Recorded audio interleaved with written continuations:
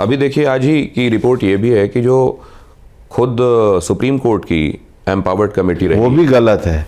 कल एफएसआई ने ट्वीट करके कहा कि हमने कोई ऐसी स्टडी नहीं। एफएसआई के संदर्भ में तो बात हो रही है कि उन्होंने खुद रिफ्यूट किया। हालांकि कहा जा रहा है कि कोर्ट के भीतर उनके वकील ने इसके उलट बात की थी। उनका कोई वकील ही नहीं था एफएसआई का, ये तो अमाइकस क्यूरी है। दो आर्ग्यूमेंट्स होते हैं, हमें आप आर्ग्यूमेंट को मानोगे या जजमेंट के निर्णय को मानोगे? किसको मानोगे?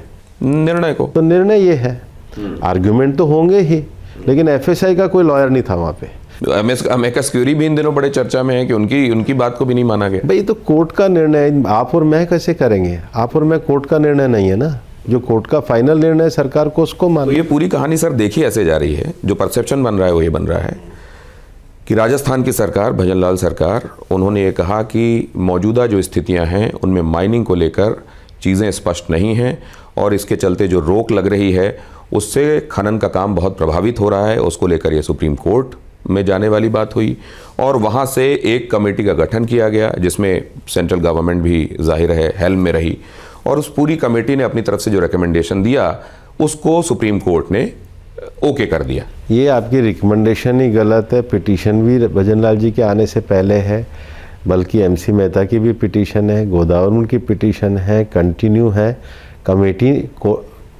कमेटी कोर्ट ने अपॉइंट करी है, उसमें मिनिस्ट्री से और बाकी लोगों को बुलाया है और कोर्ट के डायरेक्शन माइनिंग को रोकने के लिए है।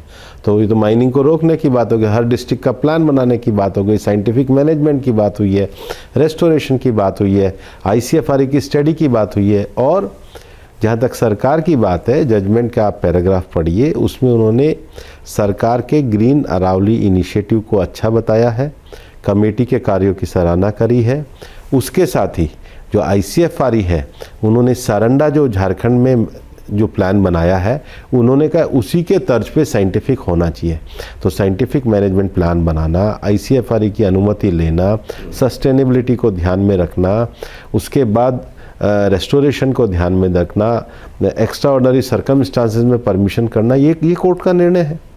तो इस सब को सर, ये विपक्ष जिस तरीके से हमलावर है, 26 तारीख को जयपुर में एक मार्च निकालने की बात भी की जा रही है, साथ में जो एनवायरनमेंट से कंसर्न रखने वाले डिफरेंट इंस्टीट्यूशंस हैं वो तो डेथ वारंट तक इसको कह रहे हैं, इसको नाम दे रहे हैं। देखो इसको आप कैसे देख रहे हैं? नहीं, कोई झूठ के पैर नहीं होते, बस जो झूठ पे चल रहे हैं उसके क्या पैर होंगे।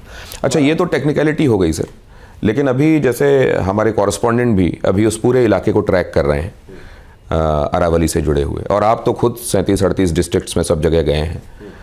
आपने क्या देखा सर? क्योंकि हमारे कॉरेस्पॉन्डेंट को ये दिखाई दे रहा है कि कई जगहों पर इलीगल माइनिंग हो रही है। उसी को तो रोकने के लिए आया है, उसी को तो अब वो स्थिति बदल जाएगी आप 100% बदल, या ये नियामक रेगुलेटरी प्रॉब्लम्स हैं, इनको राज्य सरकारों को ठीक करना पड़ेगा? नहीं, राज्य सरकारें तो फॉरेस्ट की मालिक होती है, पर जब आपने पूरा एक मैनेजमेंट प्लान बना दिया डिस्ट्रिक्ट्स का, मैनेजमेंट प्लान में आपने रेस्ट्रिक्शन कर दिया, तो एनफोर्समेंट एजेंसी के लिए तो फायदा होगा ही कि मैनेजमेंट प्लान के बाहर है या अंदर है। इससे पहले तो कोई था ही नहीं, यही कोर्ट का डायरेक्शन है।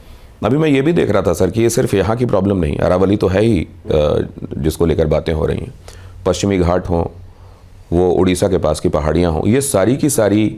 अच्छा, उसमें ये भी कि कितने मामले इस तरह के सामने आए, कितनों में एफआईआर हुई, कितने वाहन जब्त किए गए, इसका पूरा जो टेबुलेशन है जो संसद में पेश किया गया था, उसमें भी अगर देखा जाए तो तेलंगाना सबसे ज़्यादा प्रभावित है, सबसे कम गोवा है, और उसमें कन्विक्शन वाले जो कॉलम है उसमें मैं देख रहा था एफआईआर वाला, उसमें बहुत कम संख्या दिखाई दे रही है। मैं मानता हूं जो राज्य सरकार, क्योंकि फॉरेस्ट की ऑनरशिप राज्य सरकार के पास होती है, उनको स्ट्रिक्ट इस पर एक्शन लेने चाहिए, जो कि नहीं हो रहा है सर। अभी राज्यों में करने चाहिए, मेरा तो ये मानना है। हम एडवाइजरी बॉडी के रूप में भी देते हैं और हम समय समय पे एडवाइस भी देते हैं। तो आप कह रहे हैं कि लीगल माइनिंग को लेकर कम से कम इस फैसले के बाद चीजें, मेरा मानना इलीगल एनवायरनमेंट को बचाने के लिहाज से ज्यादा बेहतर होगा। 100% इलीगल माइनिंग पे पूरी सख्ती रखनी है और हर राज्य सरकार को रखनी चाहिए, एनफोर्समेंट एजेंसी को रखनी चाहिए। नहीं तो इससे कोई बदलाव, ये जो अब फैसला है, इससे कोई गुणात्मक बदलाव दिखाई देगा? अगर जैसे सारंडा वगैरह में जो एक जिसको साइंटिफिक मैनेजमेंट प्लान अगर बनता है और डिस्ट्रिक्ट वाइज वो अगर वो ओपन होता है, तो ज़्यादा अच्छी तरीके से हम अपने एरियाज को प्रोटेक्ट कर पाएंगे। आपने एक और बात कही सर, टेक्निकल बात है, वो चलते चलते आपसे और जानना चाहता हूँ। आपने उसकी नपाई को लेकर बात कही कि कैसे होगा, वो जमीन के नीचे से होगी नपाई, ये थोड़ा समझाएंगे हमारे दर्शकों? नहीं, ये पूरा लैंडफॉर्म, हाँ, लैंड जो धरातल का जो लैंडफॉर्म, पहाड़ी का जो सबसे लोएस्ट लैंडफॉर्म होता है, ये इन्होंने इसमें कहा है। ऐसा कहीं और परिभाषा में नहीं है। पर ये जो एक मिथ है कि केवल ऊपर का है और केवल पहाड़ियाँ छोड़ दी जाएंगी, ऐसा नहीं है। एज ए कंप्लीट अरावली की इकोलॉजिकल, हम अरावली के जो ग्रीन अरावली का कार्यक्रम करते हैं वो कंप्लीट अरावली का करते हैं। हमारे लिए कोई छोटा मोटा जगह नहीं है, क्योंकि पूरा एक लैंडफॉर्म की रचना है।